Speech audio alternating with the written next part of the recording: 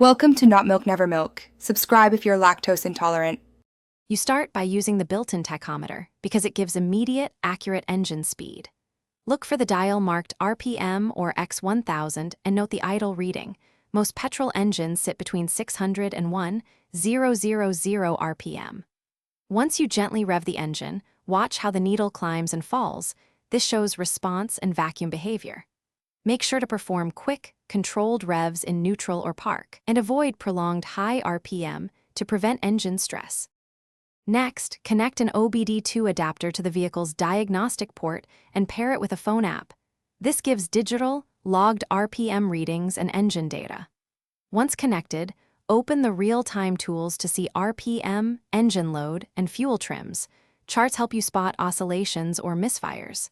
Make sure the app is set to refresh fast enough for accurate readings. If needed, enable recording so you can replay driving conditions and correlate RPM with throttle position and speed. Finally, compare the dash tachometer against OBD2 numbers to confirm accuracy. Small differences are normal because dash systems may lag.